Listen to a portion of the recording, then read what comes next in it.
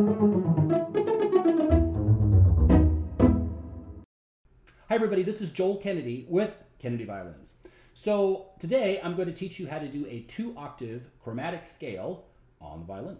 Okay, so first of all, what is a chromatic scale? Well, a chromatic scale is just a scale that consists of nothing but half steps. Remember, we have major scales and minor scales and all kinds of scales, but and they're all made of a collection of whole steps and half steps, right? Whole tones and semitones if you're in Europe.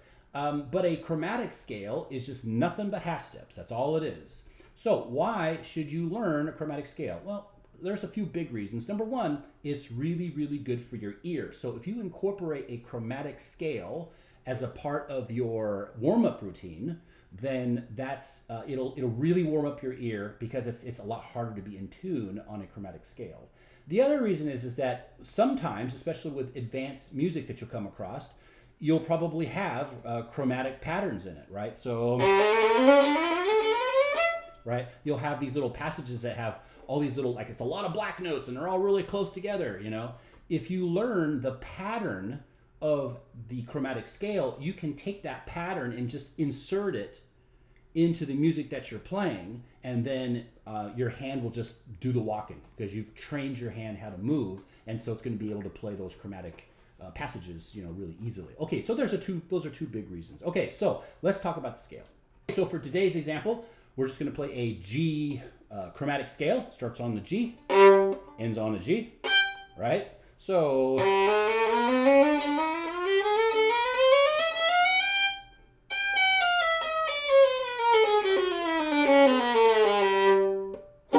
okay, that's about it. So let's talk about the fingering. Let's talk about the fingering really quick. Okay, so the fingering is pretty simple, actually. We're going to be playing in 2 positions. So we're going to be playing in half position, right? That's going to be right up against the nut on the violin, and then first position. So half position, first position. That's it. So I'll go through it really slowly. So it's the same fingering on every string. So it's open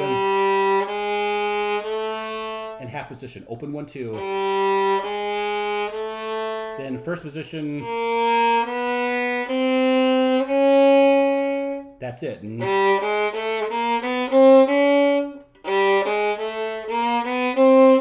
Make sure it's an actual shift.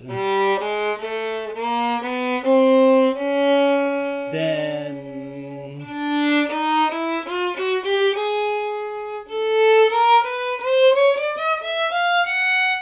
3. So you see how smashed that third finger is?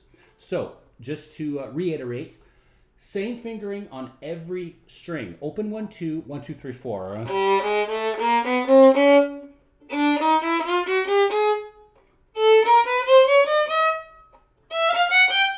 That's it. I'll do it one more time. Open 1, 2, 1, 2, 3, 4.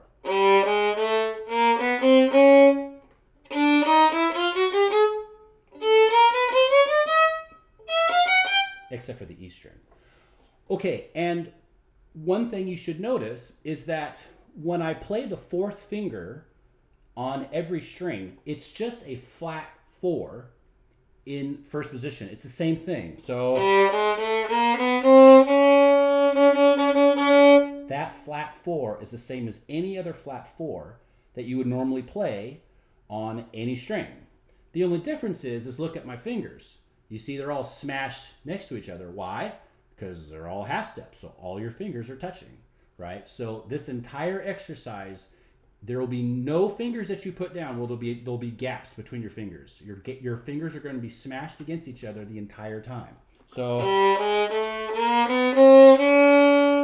then open, right? So just to repeat, and so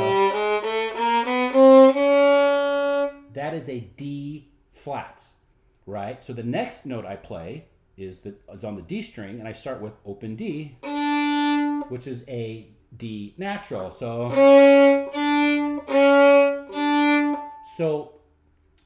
we'll come back to that later. So now I go to the open D. That's going to be A flat. Now I'm going to play A natural. E flat. Now E natural. G natural. But I'm playing it with the third finger. Normally you'd play a G natural with your 2. So the only finger that you're not in half position on when you go up is on the E string. You're just in half position the whole time. Did I say that right? The only string that you don't shift the first position on is the E string. You're just going to stay in half position. Right? So half position, first position, half position, first position, half position, first position, half position.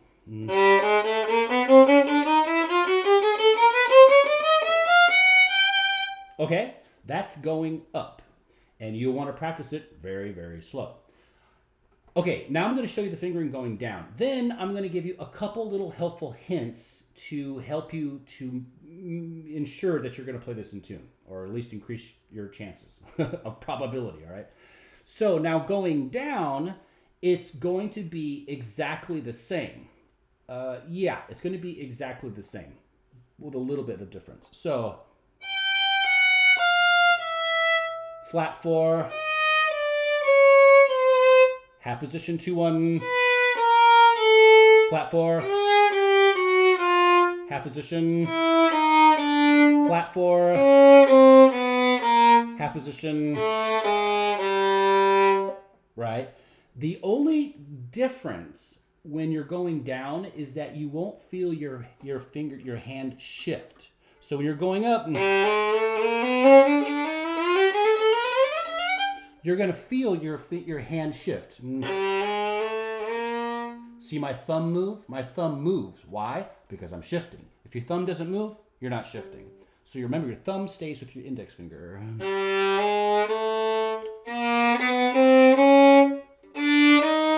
Shift. Shift. Oh, sorry. Shift. Playing while you're talking is not the easiest thing. Okay, but going down, our thumb is not going to change position.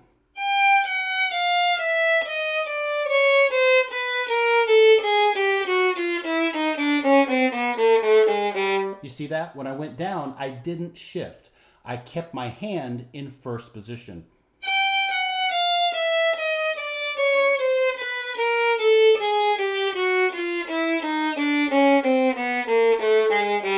You see that? So going up.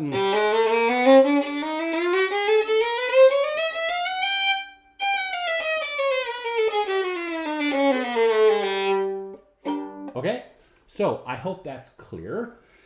And the fingering should be up above there, or maybe over to the right, I don't know. So you can see. Open 1, 2, 1, 2, 3, 4. Open 1, 2, 1, 2, 3, 4. Open 1, 2, 3, 4. Open 1, 2, 3. Then going down, 3, 2, 1, open, 4, 3, 2, 1, 2, 1, open, 4, 3, 2, 1, 2, 1, open, 4, 3, 2, 1, 2, 1, open. Okay, now here's a couple helpful hints. You need to check yourself to make sure that you're playing in tune. Because sometimes with a chromatic scale, especially when you're first learning it, you'll start to play way out of tune. You won't know it. Why? Because you're not used to smashing your fingers, so close to each other all the time. It just feels wrong. It's petting a cat backwards, petting a wet cat backwards. Okay, against the direction of the fur. It's wrong. Just don't do it. So you need to check yourself. So what is one way that you can check yourself? Well, you can check your flat 4s with your open strings. Here's what I mean. So now open.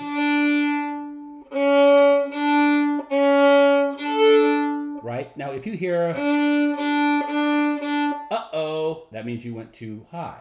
So it should not be the same pitch. It has to be la la la la la la, right? Every string la la. Check that flat 4 to that open.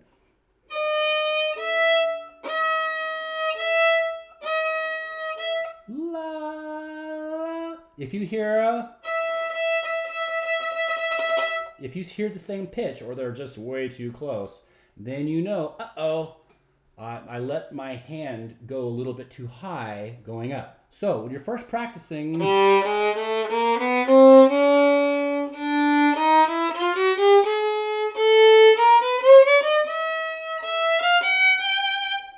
that's how you can check yourself. Going down, same story.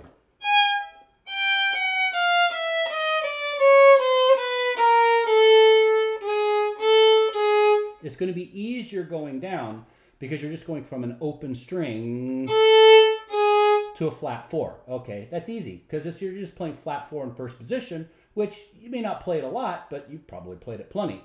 So it's not that big a deal, right? Because you're just in first position. That's comfortable to you. That's known, right? And flat 4. So flat 4. Flat 4, flat 4. Okay, so that's just a quick lesson on the 2-octave chromatic scale. Now, it's good if you can graduate to the 3-octave chromatic scale. I won't cover that today. I think there's a lot fewer people who are watching the channel who are interested in that, but I will do it at some point. I probably already have an old video that has it anyways, but I'll redo it because my old videos are, I don't know, some guy who did them, he looked really, really young. I don't know who this guy was. So anyways, I'll just redo the videos. So guys, I hope this video helped, and don't forget to like and subscribe. Hit that subscribe button. We're going for 100,000. We need 100,000. Help the team here. I think the content's good, and I think there's plenty of people out there who want to learn this stuff. So hey, subscribe. And hit the little alert bell and like the video, even if you hated it, even if I'm a stupid poopy idiot, just like the video anyways. Why not? It's free. And yeah, so that's about it. I hope this video helped, and I hope you guys have a great time practicing and warming up with your chromatic scales on the violin. Bye-bye.